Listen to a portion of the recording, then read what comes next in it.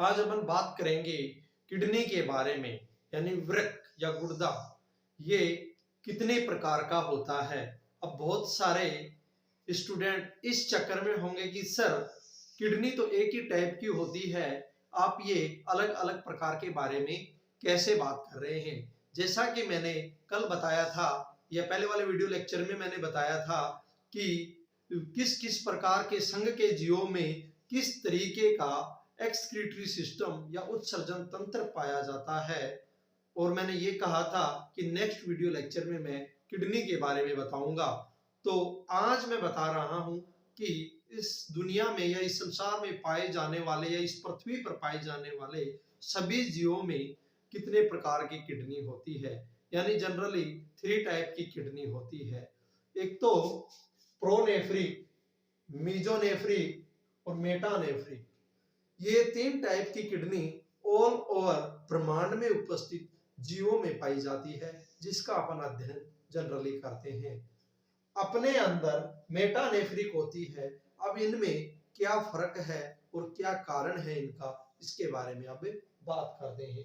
जैसा कि pronephric, mesonephric और मेटानेफ्रिक ये 3 टाइप की है, तो सबसे पहले प्रोनेफ्रिक के बारे में बात करते हैं कि प्रोनेफ्रिक किडनी ये सरल होती है, यानी बहुत ही सिंपल। इसकी संरचनाएं या आंतरिक स्ट्रक्चर जो इसकी होती है, इंटरनल स्ट्रक्चर, वो बहुत ज्यादा जटिल नहीं होती। एक नलिकाकार, जैसे ये मार्कर दिखाई दे रहा है, एक नली के समान, इस तरीके से नलिकाकार होती है, नली के समान होती है, पाइप के जैसे। ठीक है। बोमेन संपुट, इसमें बोमेन कैप्सूल या बोमेन संपुट भी प्रेजेंट होता है। हेनले का लूप भी पाया जाता है और पीसीटी और डीसीटी भी पाए जाते हैं। ये सारी चीजें आपको मैं जैसे ही आगे मतलब नेक्स्ट लेक्चर में किडनी को फुल डिटेल में लेके आऊंगा, उसमें बता दूंगा। एक बार 3 टाइप की जो किडनी है उसके बारे में अपन बात करते हैं। जैसा कि सरल किडनी है, नलिकाकार है, इसमें बोमेन संपुट और हेनले का लूप, पीसीटी और डीसीटी नहीं पाए जाते। मैंने ये क्रॉस का निशान लगाया है, यानी प्रोनेफ्रिक किडनी में बोमेन संपुट, हेनले का लूप और पीसीटी और डीसीटी ये चीजें इसमें प्रेजेंट नहीं है, इसीलिए ये सरल किडनी है। यानी इसमें इसको फिल्टर करने के लिए जो वेस्ट मटेरियल को बहुत ज्यादा इसमें संरचनाएं नहीं है जो उसको फिल्टर करेंगी। नॉर्मली इसमें प्रोसेस होता है जिसके जरिए वेस्ट मटेरियल बाहर एडजस्ट कर दिया जाता है। ये साइक्लोस्टोमेटा और टेडपोल लार्वा में पाई जाती है। ये एग्जांपल है। जैसे कि आपसे कोई पूछे कि साइक्लोस्टोमेटा या टेडपोल लार्वा में प्रोनेफ्रिक मतलब किडनी प्रेजेंट है, लेकिन एक स्पेशल बात कि साइक्लोस्टोमेटा के लार्वा में आर्कीनेफ्रिक किडनी भी पाई जाती है। प्रोनेफ्रिक किडनी या फिर आर्कीनेफ्रिक किडनी जो साइक्लोस्टोमेटा के लार्वा में, ये अलग से आप लिख सकते हो। इसके बाद में मीजोनेफ्रिक किडनी की बात करते हैं। मीजोनेफ्रिक ये किडनी प्रोनेफ्रिक की तुलना में विकसित होती है, यानी उससे थोड़ी सी एडवांस है, उससे अच्छी है या उससे ज्यादा विकसित है। इसमें पहले वाले में तो बोमेन संपुट, हेनले का लूप, पीसीटी और डीसीटी कुछ भी नहीं था। इसमें केवल बोमेन संपुट पाया जाएगा, बोमेन संपुट ये प्रेजेंट होगा। उसके अलावा जो हेनले का लूप, पीसीटी और डीसीटी है ये एब्सेंट होंगे, ये इसमें नहीं प्रेजेंट होंगे। फिश और उभयचर यानी मछली वगैरह होती है, मछली और उभयचर में जो मेंढक वगैरह आते हैं, इनमें मीजोनेफ्रिक किडनी होती है। पहली प्रोनेफ्रिक, दूसरी मीजोनेफ्रिक। ये दोनों किडनी पहले वाली कोई खास विकसित नहीं थी। सेकंड जो है मीजोनेफ्रिक, ये प्रोनेफ्रिक की तुलना में थोड़ी विकसित है। इसमें बोमेन संपुट प्रेजेंट है, ये थोड़ा ध्यान रखना स्पेशली कि इसमें बोमेन संपुट है लेकिन हेनले का लूप, पीसीटी और डीसीटी नहीं है। ये फिश और उभयचर में पाई जाती है। लास्ट अपन पढ़ेंगे मेटानेफ्रिक। मेटानेफ्रिक किडनी ये बहुत इंपॉर्टेंट है और ये जनरली किन किन में पाई जाएगी? रेप्टिलिया में भी होगी ये, एविज में भी होगी और मैमल्स में भी होगी। रेप्टिलिया यानी जो सांप वगैरह होते हैं उनमें मेटानेफ्रिक होती है। एविज यानी एविज का मतलब है उड़ने वाले यानी पक्षी वगैरह, जितने भी पक्षी हैं उनमें भी मेटानेफ्रिक है। और मैमल्स, मैमल्स में जैसे अपन सब आ गए और कुछ एनिमल्स, जैसे अपन एनिमेलिया किंगडम में है तो मैमल्स इसमें सारे ही आ गए, इनमें मेटानेफ्रिक किडनी होती है। अब मेटानेफ्रिक को थोड़ा सा ध्यान से देखते हैं। इसको ये सर्वाधिक विकसित है, सबसे ज्यादा विकसित। बोले विकसित का मतलब क्या हुआ?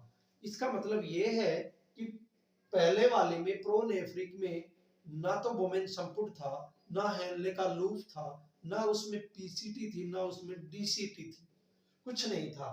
मीजो में आते एक बोमेन संपुट प्रेजेंट मिला उनकी किडनी में, बाकी चीजें नहीं थी। लेकिन इसमें ये विकसित है तो इसमें सारी चीजें हैं, बोमेन संपुट भी है, हेनले का लूप भी है, पीसीटी भी है और डीसीटी भी है, ये सारी चीजें प्रेजेंट है। जल संरक्षण का काम करेगी।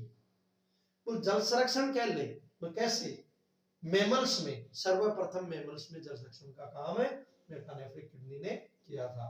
जल संरक्षण का देखा जाए सबसे ज्यादा रेप्टिलिया में होता है, फिर एविज में, फिर मैमल्स में। यानी जो रेप्टिलिया वर्ग के जो भी जीव होते हैं वो जल का संरक्षण बहुत ज्यादा करते हैं, यानी लिमिटेड पानी पीते हैं और लिमिटेड ही शरीर से एग्जॉस्ट करते हैं, यानी उसका मूत्र लगभग लगभग शुष्क होता है, ज्यादा पानी नहीं होता। एविज में भी बहुत कम यूरिन एग्जॉस्ट होता है, यानी उसमें पानी की मात्रा बहुत कम होती है। लेकिन मैमल्स में पानी ज्यादा होता है और बाकी जो वेस्ट मटेरियल है, नाइट्रोजन युक्त जो पदार्थ, वो इसमें कम होते हैं। अब अपन इसको एक देसी फंडे से सीखते हैं। जैसा कि आपने कोई गाड़ी का इंजन बना हुआ देखा होगा, फर्स्ट टाइम में कभी कोई इंजन बना था, वो इंजन उसमें सारी सुविधाएं नहीं थी, यानी एक जुगाड़ की तरह बनाया गया था, यानी प्रोनेफ्रिक किडनी की तरह। उसमें डीजल की सप्लाई के लिए बहुत ज्यादा सुविधाएं नहीं थी, यानी एक बार जैसे कोई पाइप से डीजल सप्लाई दे दिया, फिर रोकने के लिए कोई दूसरा जुगाड़, ऐसे ऑटोमेटिक सिस्टम नहीं था, इसलिए वो प्रोनेफ्रिक किडनी की तरह कोई खास विकसित नहीं था। फिर मीजोनेफ्रिक के अंदर उसमें फिर जैसे आगे और इंजन में थोड़ा मॉडिफाई किया गया तो उसमें कुछ चीजें और डाल दी कि वो आवाज कम करे। फर्स्ट वाला इंजन बहुत तेज आवाज कर रहा था, उसमें ज्यादा पुर्जे वगैरह नहीं थे और बहुत साइज उसकी बड़ी थी, यानी छोटे साइज में इंजन नहीं बनाया जा सकता था, क्योंकि वो ज्यादा विकसित नहीं था, उस टाइम इतना नॉलेज नहीं था। लेकिन बाद में जैसा ही मीजोनेफ्रिक किडनी की बात आई, फिर उसमें थोड़ा सा मॉडिफाई किया गया, यानी और विकसित कर दिया गया।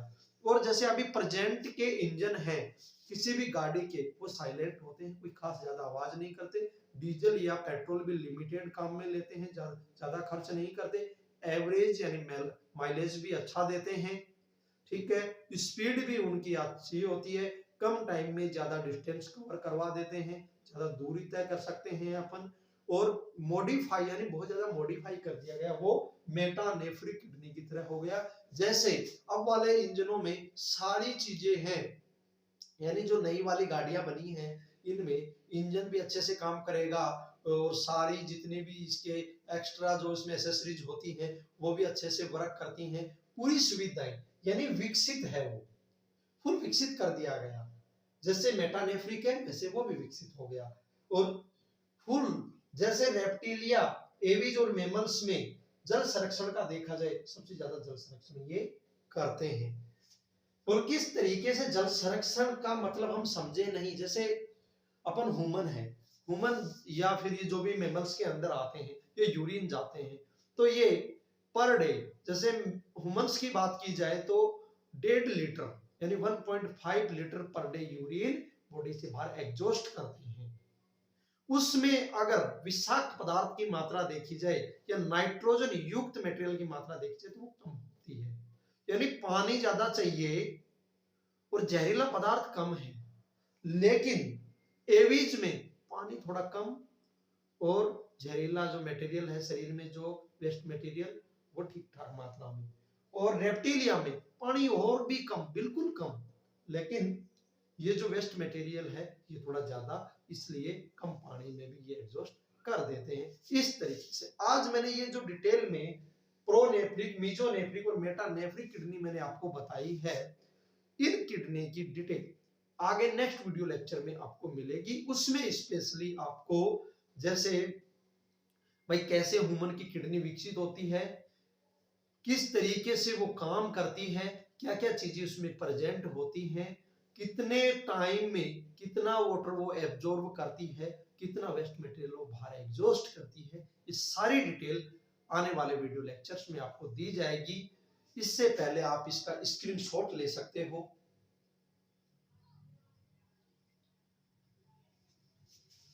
आपको अगर कोई डाउट हो तो आप मुझे कमेंट बॉक्स में डाउट शेयर करिएगा, मैं आपके डाउट सोल्व करवाऊंगा और हर एक टॉपिक के वीडियो लेक्चर में आपको देने का प्रयास करूंगा। ओके, धन्यवाद।